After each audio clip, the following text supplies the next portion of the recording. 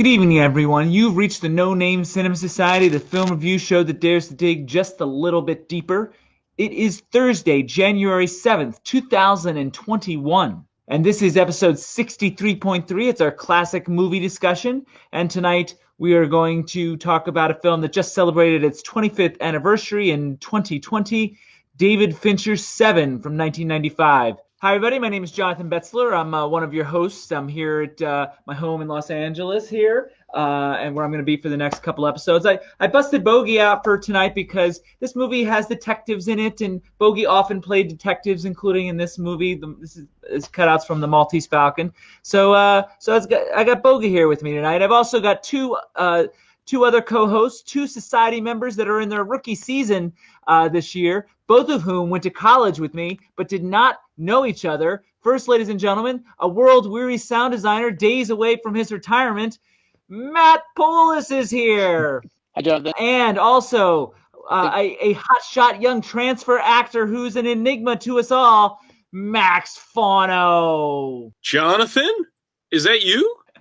It's me. It's Matty P. It's the full posse here. And before we get into the discussion, I want to share with you the schedule for our 63rd series of episodes that we're in the middle of right now. It started on Wednesday, December 30th, with the review of Wonder Woman 1984, and continued this past Monday, January 4th, with our Indie Spotlight 45 years. And tonight, of course, is a review of the film Seven. This upcoming Monday, January 11th, Max will be back with us for his first sound-off, which I'm going to do a book review.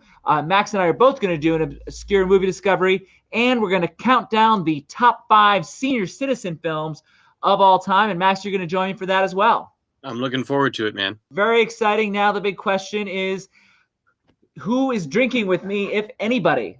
Anybody drinking today? Is that whiskey? Apple juice.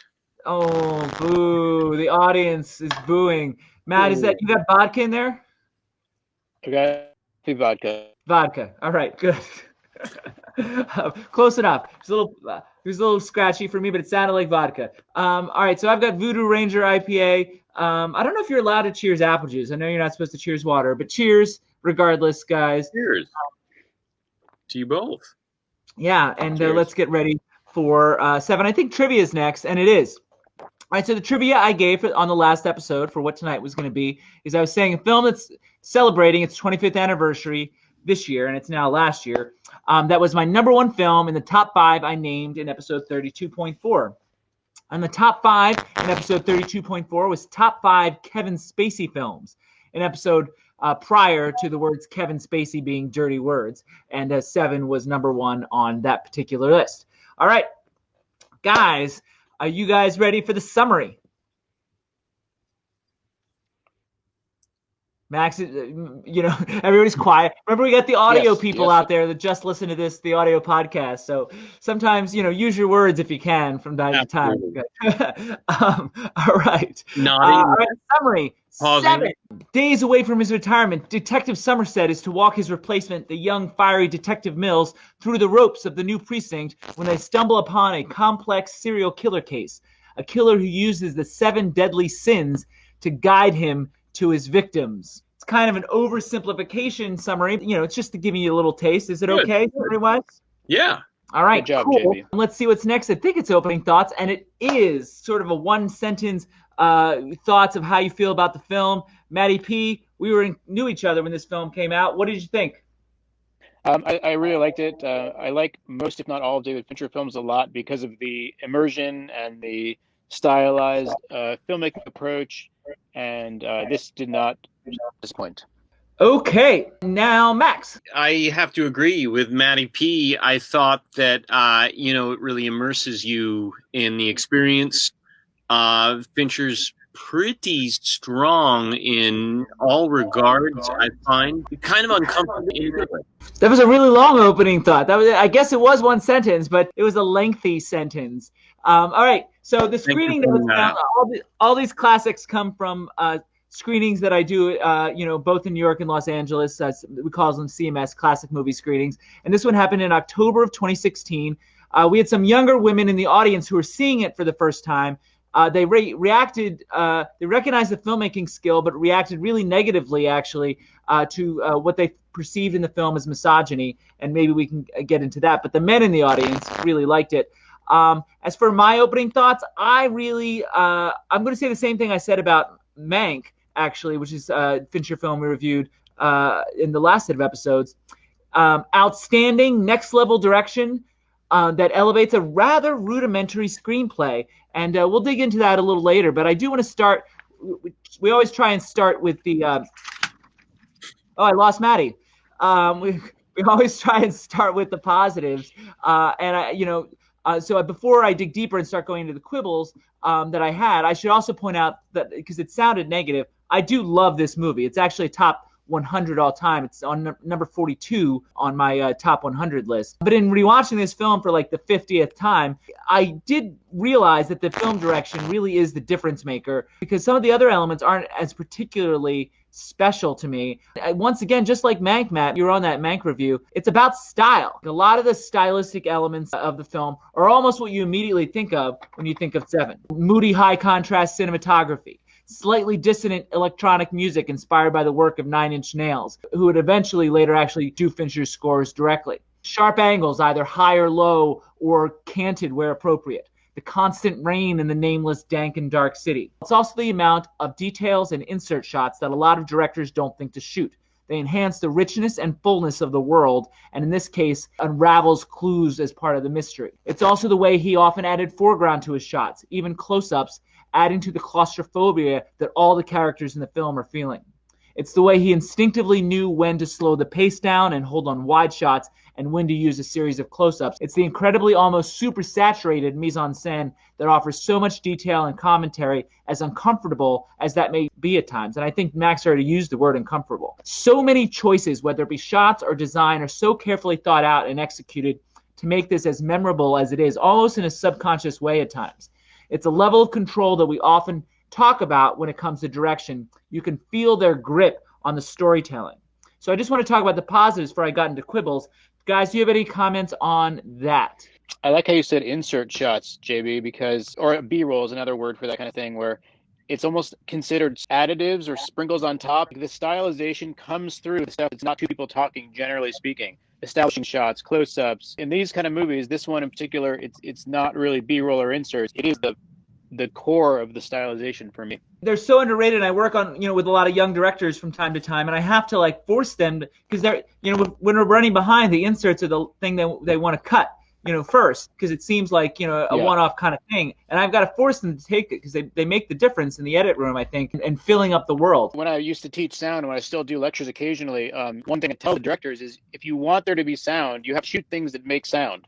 You can't shoot shot reverse shot for the whole movie and expect there to be a world around it that's not super awkward to kind of present. So you got to shoot stuff that would make sound or leave space to have sound. This film certainly has tons of that. Filling the world, it felt very, very full, and that's why I think it's memorable. Max? It's interesting how he let the characters kind of shine through so strongly. I mean, Somerset is kind of the benevolent father of Brad Pitt's character, Mills. He kind of takes care of him. He certainly takes care of his wife to a certain degree. It is allowed to be off the cuff, but it still is within the confines of noir, this sort of dark, shadowy photography. Certainly the color cinematography, obviously, but it's very high contrast cinematography. There was room for the characters to kind of be almost pushing against that. Do you feel like because in the dialogue scenes, maybe the pace was slowed down and less cutting, and there was some wide shots in there to sort of allow the characters to act, as it were? Is that what you're sort of suggesting? There was that, but there was also a little bit of humor, which I found surprising for the uncomfortability aspect and the sort of shadowy style, like when the train drives right next to the apartment. Pitt's anger is almost sort of comical when he says, the real estate person left, after showing us the place for 5 minutes. It kind of pushed a little bit against the dramatic world the film was setting up so well visually. Almost like respite tonally, like some breaks in the darkness. You know, Yeah. like I'm sort of paraphrasing, but I'm trying to understand what you're saying. No, absolutely. I mean, it was a little bit like a character study being interwoven into the drama and the intensity. I do want to talk about characters when we get to screenplay. I do have some quibbles there, but speaking of quibbles, I actually, as much as I love Fincher, a couple sound offs ago, episode 61.4, I named him one of the top 5 directors working today. But as strong as so much of his work is in this film, it's still early in his career, and there are a handful of what I perceive as young director mistakes. Not that this was his first movie. He'd been making music videos for years, and he had made Alien 3, which I actually thought was terrific, although it got maligned at the time. Blocking was a little off here at times, particularly in dialogue scenes and anything with Gwyneth Paltrow. He seemed to struggle with blocking. Blocking is an art you learn in the theater generally, and so shooting music videos may not have been the best training for that. A couple of times he would block himself into a corner. Characters ended up in triangles. Most film directors will learn never block your characters into a triangle. It's very difficult to shoot. And I can't tell you how many times I've told that to young directors I work with. The other thing is geography. The movie doesn't have a lot of action, but when it does, he hadn't exactly mastered geography or off-screen space. The chase scene in John Doe's apartment building, for example, is kind of a mess on this particular front. We have no sense of where characters are in relation to one another during the chase, nor do the areas of the building seem to line up with one another. It's disorienting and not in a good way. That's also true of some of the apartment interiors, but also not only those that they visit during the course of the investigation, but also those that belong to the leads. There's no sense of where rooms or space is in relation to one another. The rest of his choices are so strong stylistically that they more than make up for these rather common mistakes. I thought I'd bring them up for the purposes of this discussion and also for edification. And furthermore, these were the kind of small mistakes that he wouldn't really make again. As early as Fight Club and The Game, these things are sort of resolved. But rewatching this movie, I thought it noteworthy. Does anybody have anything on that? I don't mean to be the negative Nelly for a movie I enjoy, but I just thought it'd be fun to sort of discuss some of these little hiccups. Matt? Gives the floor to Matt. The chase sequence in particular, I agree, was pretty disorienting. And at times I thought for sure they covered the same ground twice. I noticed that. But at the same time, what I did appreciate of it, and maybe rather than it being an entire mistake, it was overly doing what he was trying to do, which I think is to create this sense of claustrophobia.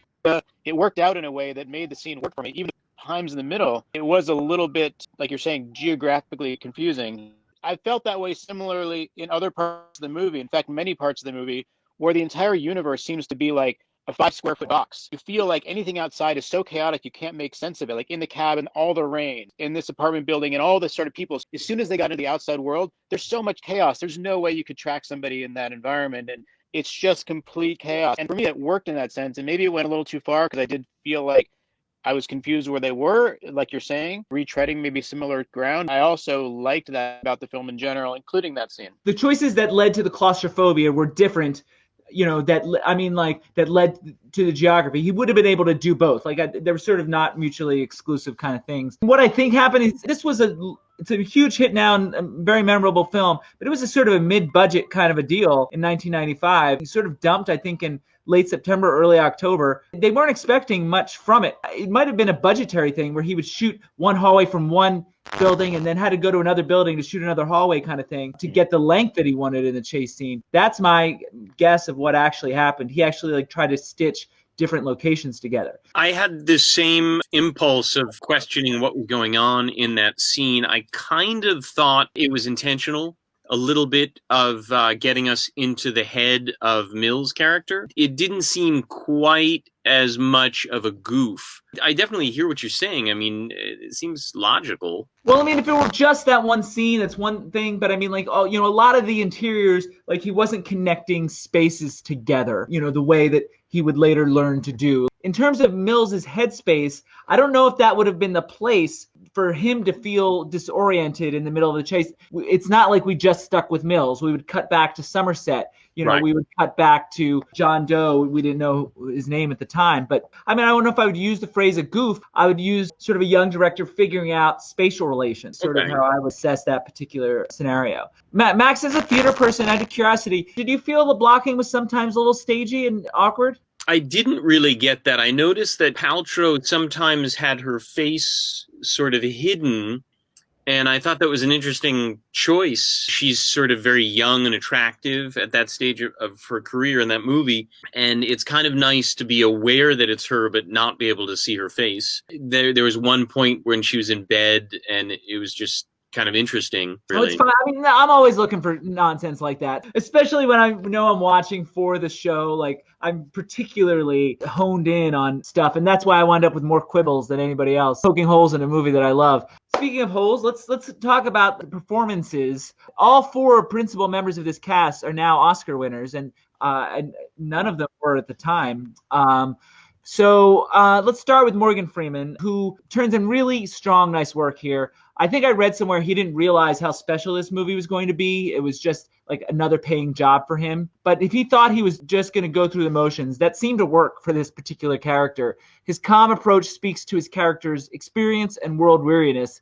With that said, he manages some really nice moments too when he displays cracks in that facade, the old Somerset trying to get out. His extreme intelligence seeps through in all his gestures and line readings. I think it serves the character really well. Somerset feels really deep and lived in. Does anybody have anything on Morgan Freeman? I love the depth he brought, and very much like what you're saying, the sort of underplayed, understatedness of it. But I definitely felt like his loss and his experience was something that the Gwyneth Paltrow character and the Brad Pitt character could really benefit from. Just kind of almost being around him, especially since they're so new to the city and so in need of connecting to others and learning from others. Their characters were able to rise up because of Freeman, actually. In that sense, it was good for not only the characters to be around him, but the actors to be around him, benefiting from his experience as well, and learning from him that way. Matt, Morgan Freeman? It's extremely authentic feeling.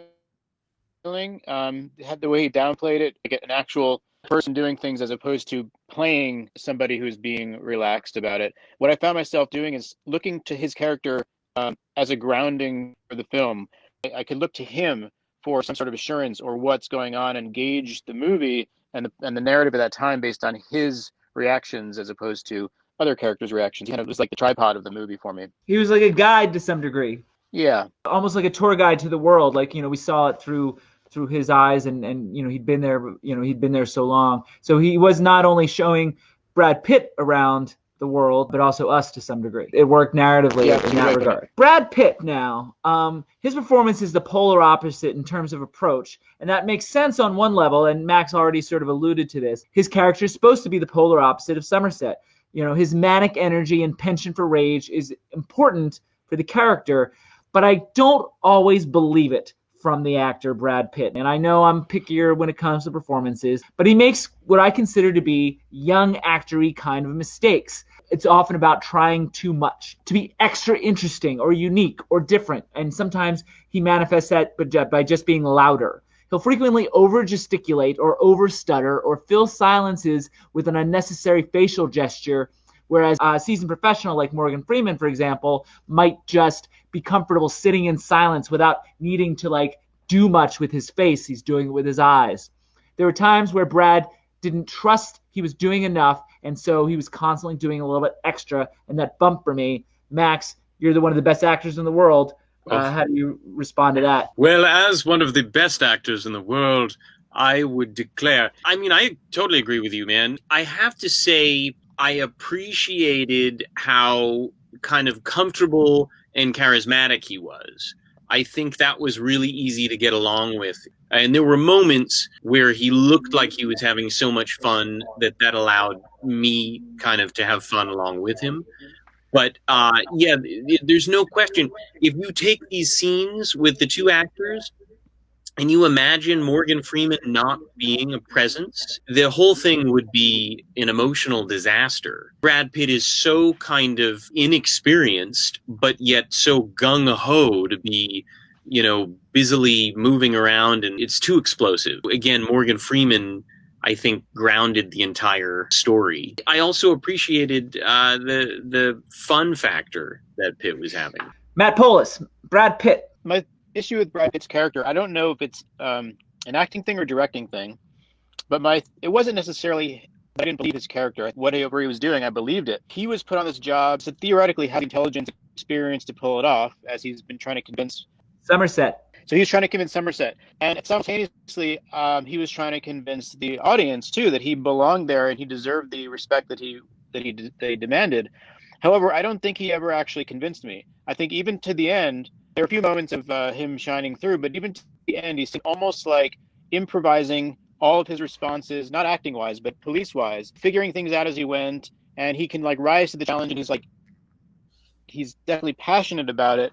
But he did not convince me that he actually has the credentials that he should have. Yeah, I do think that's a performance thing personally. I mean, and you can argue direction in the sense that, as a director, David Fincher could have recognized that and helped guide him, particularly in the scenes that they were shooting for the second and third act. But I do think that he theoretically needed to display not only like the penchant for rage, but he also needed to display a certain amount of competence so that you get the sense that the transition from Somerset to Mills makes sense. Like, I understand he wouldn't be as good as Somerset, but you wanted him to be a little better than he was. He never showed the maturity of someone who was good at the job. Does that make sense? Yeah, like if he had several lines where he said, I've done this before, like I know what I'm doing. If it weren't for those lines of dialogue that came out of his mouth, I would never have assumed those to be true. So it's only because he said them out loud that I have any even instinct about that.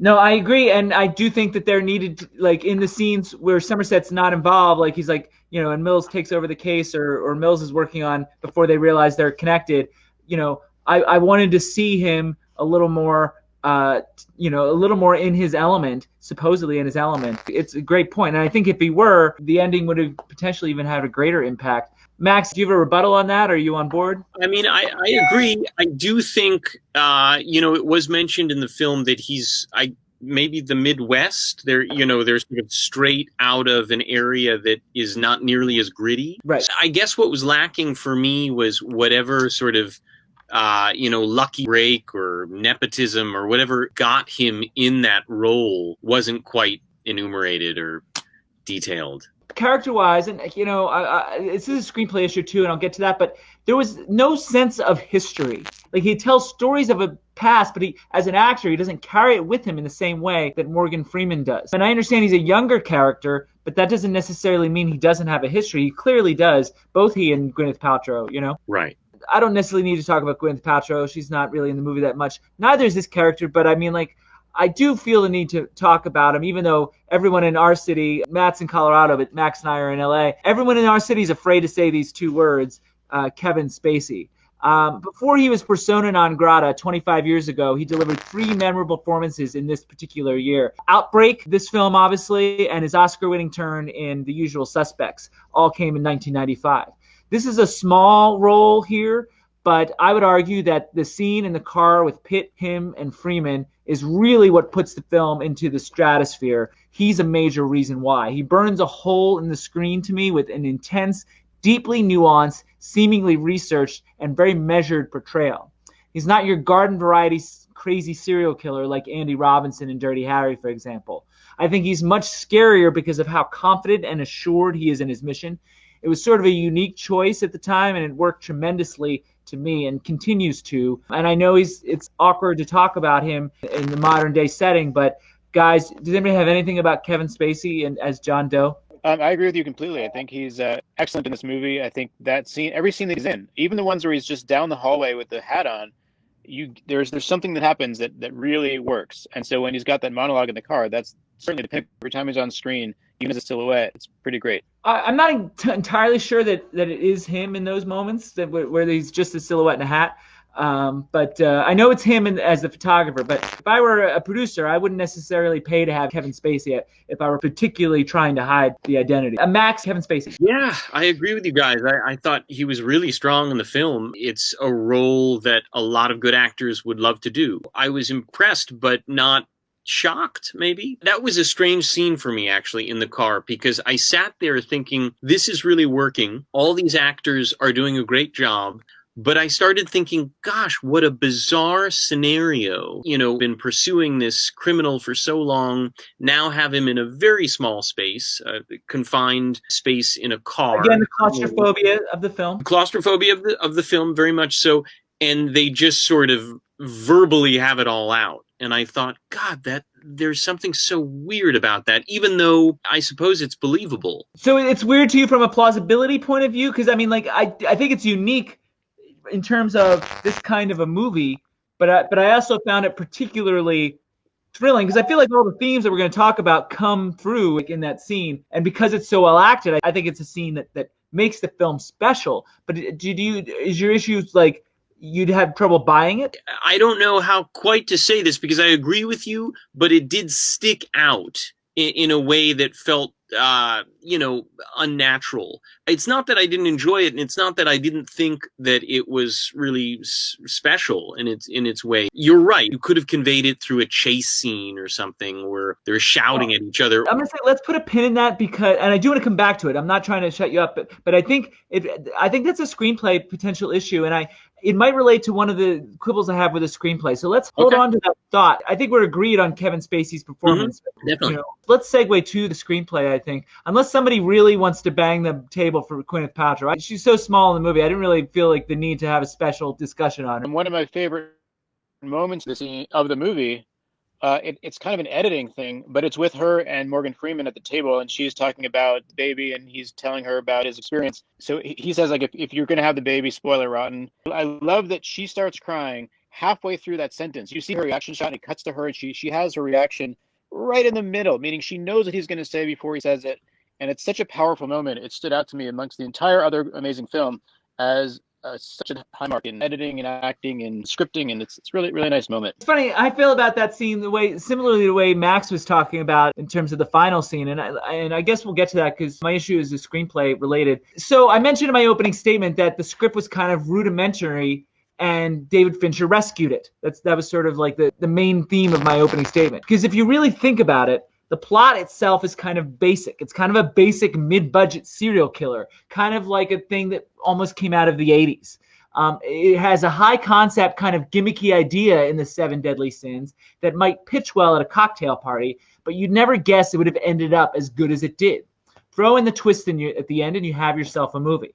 But upon closer inspection, it relies heavily on contrivance and convenience to get there. I might buy there might be no witnesses at one of the murder scenes, maybe 2, but more than that, and I start to get kind of suspicious. The leather shop guy played off making that device as if he's done worse than that before. That's thin ice if you ask me. It's also kind of convenient that they establish that John Doe is somehow independently wealthy, but they don't bother to explain that further. It very works out well for your story, Mr. Screenwriter, for him to be independently wealthy. To your scene, Matt, I don't believe for 1 second that Gwyneth Paltrow would call Morgan Freeman for advice of that level after one meeting. I don't care how much wine she drank at that dinner. All this stuff is small stuff to be sure. It bumps for me in small little ways. Script to me is definitely cutting some corners to achieve its goals. Especially looking at it for tonight's review, it stood out to me as some hiccups. And again, Fincher's wonderful work makes it all okay almost. But I mean, the script on the page is kind of like basic to me. So that's what I have to say about it. And I think to some degree, Max, that's sort of what you're saying about the scene. You wondered about the plausibility of that scene, and it's the screenwriter potentially sort of manipulating events so that like only Somerset and Mills can take him to the bodies that aren't really there. You know what I mean? Sure. Just so they can have that scene in the car. Absolutely. I agree, JB. I think there is a kind of rudimentary aspect to the screenplay. I'm not sure that's bad. I guess my point is in almost any other director's hands, like this movie could have been mediocre at best. True. However, with the omission of some of the scenes that you just highlighted as being sort of slightly unbelievable, I think the script turns into very lackluster story-wise or emotionally. Like without that moment that Matt was talking about at the cafe between Somerset and Paltrow's character, I just don't believe there's any significance to what Mills goes through at the end. For sure. It's not about what happens, but it's about how you get there. I'm not Okay. saying they should omit the scene. They needed to find what I consider to be a more plausible way. They needed to find a way for us to find out about the baby without Mills knowing. Right. And they contrive this thing where she's like, I need somebody to talk to and I don't know anyone in the city. And I'm just like, maybe, but I don't know. She calls this 50-something man that she met once that her husband's actually not completely getting along with yet. It bumped for me, and I understand it needed to happen. The information needed to come out. As a screenwriter, he needed to find a better way to get there. I agree, except that the one thing that makes that feel okay to me is the phone call in the office where Pitt is really kind of embarrassed. It's his office, but he has to share it now, and the call comes in. She says, put me on the phone with your partner. So emotionally, I start to get, there's kind of no boundaries with this young, innocent Midwestern girl. The father figure in the film has so much experience that there are a lot of boundaries. So he's able to navigate that. I mean, I was willing to, go along with her inviting him to dinner. The private lunch where she confides in him, like, I still question. And again, I just want to point out, it doesn't ruin the movie for me. I love this movie, and I want the audience and you guys to know, we're dissecting it. Like, that's what we do here. Fantastic. I love that you're doing that. Matt, you love that scene. Oh, that scene in particular, I do love that moment of the scene. I didn't have a problem with how it came about, although I totally see your point. I was going to bring up something else.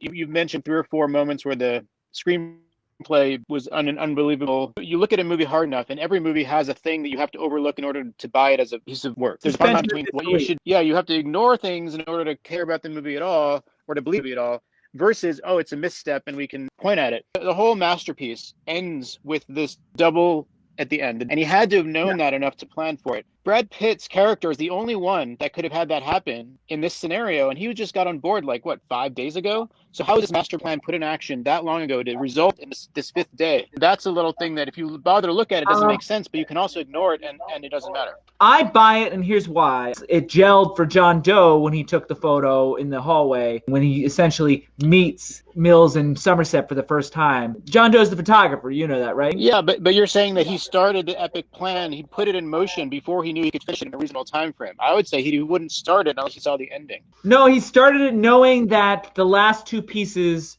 were going to be filled in by whoever's going to be chasing him. Strangely, for as many quibbles as I had, that's one thing that I actually bought. Maybe I've rationalized it in my mind, but that's one that I actually didn't bump for me. Max, you gonna be a tiebreaker? Who was the one prior to the last final murder? That was the Pride cut off her nose and spider face. How was that one unknown until the end? The last 2 are himself and Gwyneth. Those are the last 2. Himself. Yes. Okay, and that was the Wrath, right? Yes, the Wrath. Okay. He was Wrath and she was Envy. And she was Envy. That's interesting.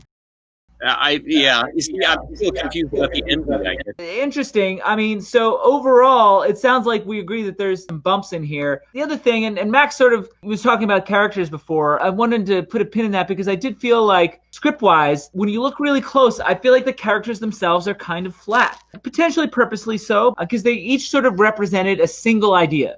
The experienced, world-weary retiring cop. The young hotshot with a hero complex.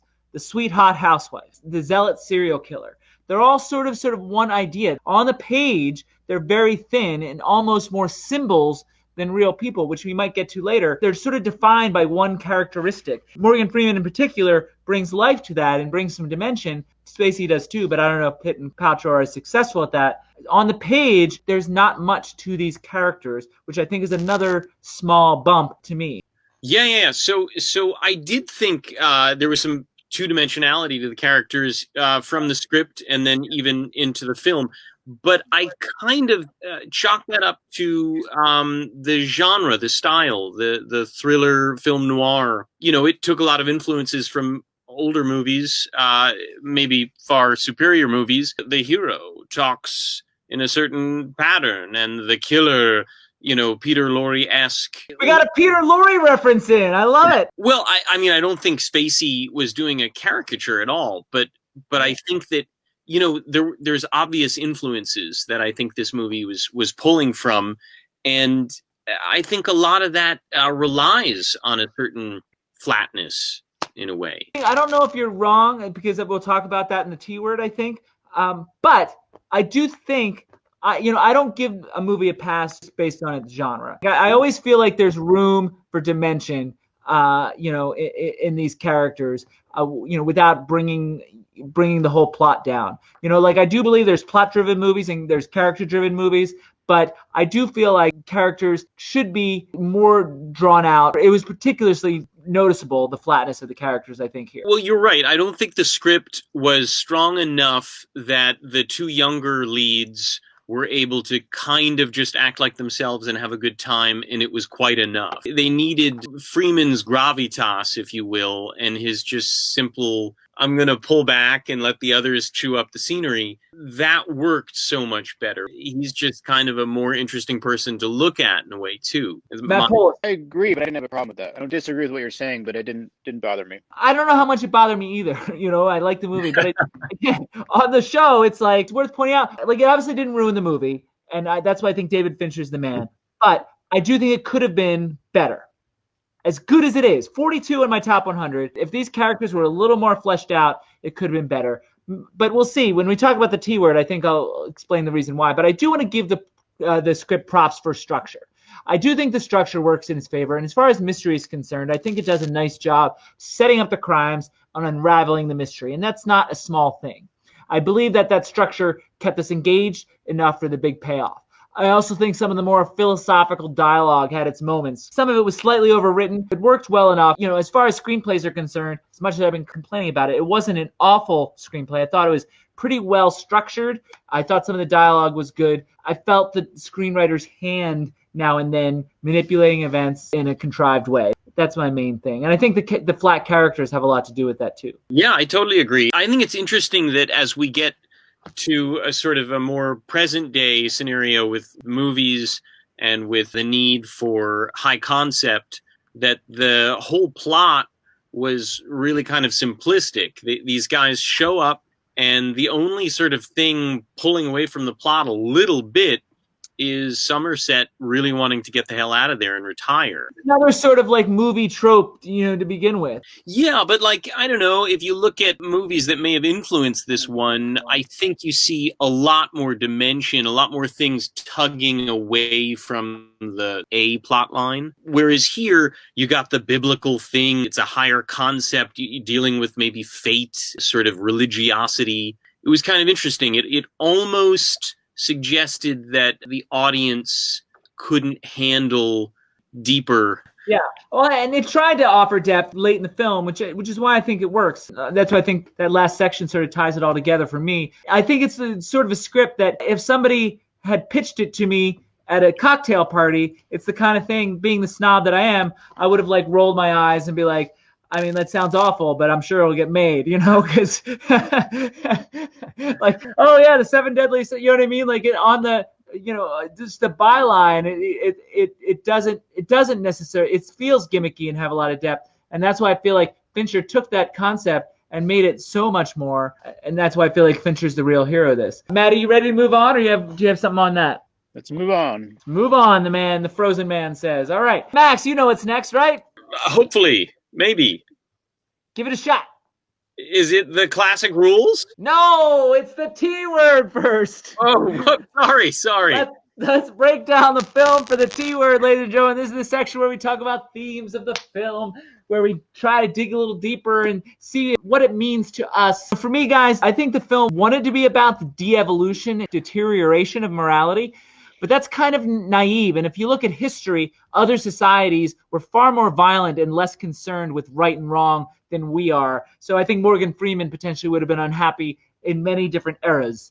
But so that kind of perspective feels a bit whiny to me. But in approaching this, I think they found something about the duality of man. So that's my first theme. I think one of the reasons that the characters are flat is that they each are ultimately a different aspect of us. I think that about that scene in the car, and I think that whole movie, like I said, is building up to that scene. The three of them seem to be connected in a deep and visceral way.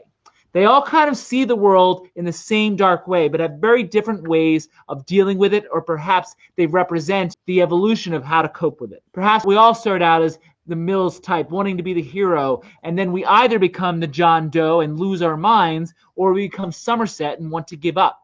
And that's where I might be at in my life right now. Because of his young rage, Mills is sadly closer to Doe than he cares to admit. Doe is likely more at peace because he has broken free of societal rules and is able to carry out his id-like desires to deal with the world in a way that Mills might even fantasize about. It's a very fine line between the three of them, I think, and as much as we may be loath to admit it, we all have the potential to be any one of them. We all have the rage that guides Mills or the fears that guide Somerset, and it's when we give into those things that we become the John Does of the world, the id that we often do our best to suppress. Sometimes that id comes out in small, seemingly insignificant ways. That extra scoop of ice cream, that affair with the hot woman in your office, that stealing $5 out of your mother's purse. But mental health is a fragile thing, and you'd be surprised how small a push it would take to get us to react to the darkness of the world in extreme ways.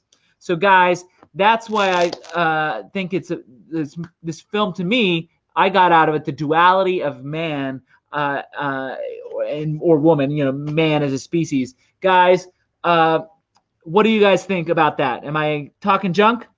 I don't think you're talking junk. I think it's a great summary. I noticed in the car ride where a lot of that stuff you're talking about was fully exposed, it seemed to parallel an earlier scene when Mills was giving Somerset a little bit of a pep talk. Like, how'd you get this way? He's like, I refuse to be that way because I know something. And it was like that conversation felt like the one in the car where Kevin Spacey's character was saying essentially what Mills was trying to say to Somerset.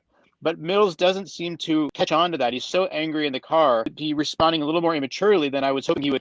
There is the same kind of ideals, but I feel like there was a parallel there between the two characters and what they think of their world. Yeah, that's essentially what I'm saying. I think they all see the world in the same way, and they're approaching it, they're resolving it in different ways. But I think there's a thin line between each of them, and I was even suggesting that perhaps that we each have the capability to be any one of them at any point because there's a thin line. I was just thinking that in the car, it seemed like Brad Pitt's character Mills was not recognizing that at all. I kind of wish he would make the connection that you're saying about the film. I wish he would make that connection between his own worldview and Kevin Spacey's character's worldview, but it just didn't seem to happen at all in that car ride. Well, I'm not sure he's mature enough to make that connection. He's not mature like you and me, Matt. Well, no, but exactly. And that goes back to an earlier conversation about character where he seemed to not be at the place in his life that the film wanted him to be at. Speaking of immature, Max, I need a segue. What do you think about this idea of these characters being different aspects of one personality? I think you could totally say that. I think that's a very valid approach to the theme of this film. It is very Western in its idea of right and wrong. It's also very subjective, suggesting that Mills is right and the sociopath is wrong. Everybody's killing. Like, what you say makes me wonder about the actual hero of the film and the actual sort of hero's journey, because it starts out with Somerset. I do think it's Somerset's journey. I think Somerset's the one that changes. Right. No, I would agree with that. However, the way the story is told, a movie that's not exactly a parallel, No Country for Old Men, Josh Brolin ends up dying, but he's kind of the hero in some respects, similarly to Mills just getting a lot of screen time, I guess. Yeah, I guess you're right. It would have to be Somerset. Well, I mean, I think Somerset, who's been so apathetic through, or is certainly puts on that front for most of the movie, the loss of both Tracy and Mills makes him realize that there's something still to fight for. There's something to care about. It's too soon to give up to protect the Tracys and the Millses of the world. I agree. I think that was a great take on the theme. I have one more theme, but before I do, what did you take away from the film? Is there a theme that you had that you wanted to talk about? Not in particular. I think you really summarized it well. Max, do you have a theme that you took away from the film? I mean, we can't escape our demons. There is no sort of place where we can just ignore what's going on in the worst parts of ourselves. That's interesting. That's very cynical. Well, Somerset is trying to get away and he Right. can't, because he's kind of the only one who can solve. He can kind of keep the balance, you know. Yeah, man, I wish I could put a word to that. Would you almost qualify that as a mental health sort of thing, is in the sense that we're sort of trapped by our own, whether it's rage in the case of Mills or fear in the case of Somerset? I'm trying to sort of paraphrase it. Basically, I'm regurgitating to make sure I understand it properly. I think you're right to do that. It could be that we create that thing that we have to work so hard to fix. It's almost like we have to work on ourselves before we work on the world. I think you could see it that way. Certainly, you know, the seven deadly sins is all about own imperfection before societies, right? We have the opportunity to stop that within ourselves, I suppose. That sort of ties to my other theme, which I'm calling it apathy is what I have as the other theme, and it's a little thinner, but we'll see how it bears out. The film sort of calls this out on its own, but all four of the main characters seem to tie the problems of the world to an overall sense of apathy. People don't care about each other. They don't care about the violence or the environment or health or education. Mills and Doe are of a mind that they're going to do something about it, as if they're going to make people start to care, saving them from themselves in the various different approaches. Somerset combats apathy with apathy of his own, thinking it will somehow make him feel better about it. The lesson, if you want to call it that, and I think this sort of ties to what Max was saying the ever so slightly, is that I think it's not necessarily our job to tell people what they should and shouldn't care about. Have compassion for others without necessarily expecting anything in return. We have to be careful to not let the actions or lack thereof of others affect us too deeply. We have our own house to clean before we're thinking about forcing our way into the houses of others to clean. I guess that might seem a bit out there, but it's what the movie made me think about, and it's also what Max said made me think about. Absolutely. Absolutely. Yeah, I agree, man. Matt? I do not have anything to add. All right, Max, now what time is it? Hey, now is the time. It's the Rules for Classic Movie Showdown. It's the Classic Movie Showdown, where we put two movies up against each other in an NCAA-style brackets. Live screenings, and people come over and we vote on various films, and we'll talk about what bracket we have tonight. Before we do, Max is going to read the rules for us. Max, take it away. The rules for the Classic Movie Showdown. Number 1, seeding criteria varies from bracket to bracket. Number 2, films at JB-hosted screenings need to be 15 years or older, in this case, 2006. Voters are eligible if they see both films within a 12-month period. 4, voters must see both films in JB's presence. Aha.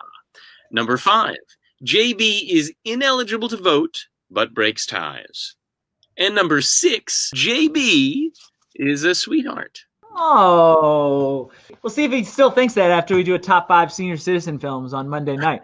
Okay, those are the rules, guys. So tonight's bracket is the IMDb bracket. So we took when we started the brackets in 2011 or 12, we took the top 64 films listed and created an NCAA-style bracket out of those 64 films. So the seedings are based on where the films ranked on IMDb at the time. So 7 is, strangely enough, and I didn't force this, it is a number 7 seed. Does anybody know the March Madness enough to know what the 7 seed goes up against in a first round? No? Go ahead, Max. Give it a shot. Is it a number I'm looking for? Oh, a number. I don't know. It always adds up to 17 in the first round. So a 7 goes up against the 10 seed. Yeah. So with this, the IMDb bracket, the number 7 seed 7 goes up against North by Northwest. North by Northwest, number 10 seed. Matt was on that. We reviewed that in episode 60.3, I think, and Matt was on that particular episode. That's a big-time bracket. Fincher versus Hitchcock. Now, again, I just want to reiterate for the audience, the vote already happened. It happened at that screening in October of 2016 or whatever it was. These guys, their votes do not count, but I am curious about what they would vote for had they been at the screenings. Matt Polis, you watched North by Northwest recently as well for our review. What do you think? I think that this is a similar thing that happens with a few of these brackets for me, which is that there's a film that I enjoy watching more, but maybe the other film is the one I think is technically a better film. If I were going to sit down and watch a movie again, I would watch 7 again at this moment. But I think that North by Northwest is a better overall film and accomplishes his goals, especially given today's discussion about the bumps of this film. You're going to put it up against something like North by Northwest. There shouldn't be those kind of bumps, I think. So I like this one better in the moment, but North by Northwest, as a close second in that category, probably is also the better movie. I am a little unclear about, so if you were at a voting thing, and I mean, your criteria is your own. I'm not going to say you should choose what you think is the better movie, or you should choose, I mean, rewatchability is a big factor for a lot of different people. That's their prerogative. So your criteria is your own. If you had to vote for one movie for whatever reason, whether it's rewatchability or strength, if you had to vote for it for an award or whatever, so pick one. I'm unclear about which one you're picking. I guess I'm picking North by Northwest as the better film. Okay, North by Northwest, the 10 seed. Max, what would you have voted for had you been at that particular screening? You weren't at that particular screening, I don't think, were you? No. Max does come from time to time to our screenings. Yes, I've enjoyed several. But alas, this is a bucket list movie for me because I haven't seen it yet. North by Northwest. Oh, well, so you definitely weren't at the screening. Yeah. You have not seen North by Northwest. Yeah, no, well, it not only did we review it this past year, it was a big part of our 1959 in review that we did last year celebrating its 60th anniversary. It was actually my number one film of 1959. So Max hasn't seen it. We can go straight to revealing the winner. Ladies and gentlemen, between Seven and North by Northwest, here's where the audience went. They did go with the underdog North by Northwest as the winner. For the audience, it came down to which film had more minuses in their column. And they recognized both films were outstanding, but for them, the brutality and darkness of Seven made it less palatable enough that the vote went in the other direction. So, guys, any reactions to that? North by Northwest moves on to the second round in the IMDb bracket. Thumbs up. Thumbs up. Max, we have this thing called a second run on the Sound Off. Sometimes you do second runs. So when you come on and say you haven't seen a particular movie, you have to go and watch it, and you bring it back for a second run and review it. So maybe that's North by Northwest is a future second run for you. That could be, man. I'm up for that challenge. You've seen other Hitchcock, though, I presume, over the years. Yes, I am a Hitchcock fan. Interesting. We should also watch our top 5 Hitchcock films in episode 20.4, going way back. All right, it's time to close things out, guys. Any closing thoughts before we say goodnight? It was great. I think looking at movies like this is really important and interesting. We don't often get to do it on our own, especially during this bizarre time that we're in right now. Oh, my God, don't even start. So you guys had a fun time talking about the movie with me? Thumbs up, man. Yes. All right. So the trivia for the next classic, which is going to be the last one of our 6th season. And so Seven, of course, was celebrating its 25th anniversary in 2020. The next film we're going to talk about, the next classic, I should say, is a film that celebrated its 75th anniversary in 2020, and it's a biopic about someone involved in one of the biggest game changers in film history. And he doesn't know it yet, but I believe Max is going to be on that particular show with me. So that is coming up on the next classic here at the No Name Cinema Society. Our next show, however, is coming up this Monday night. It'll be our 47th Sound Off. Max will be back with me for that as well. We're going to do a book review. Max and I are going to do an obscure movie discovery from a film from 1990. And we're going to count down the top 5 senior citizen films of all time. So, guys, say goodnight to the audience. Good night. Good night. Bye, Good JB. night. Bye, Max. All right. With that, ladies and gentlemen, this meeting of the No Name Cinema Society is adjourned.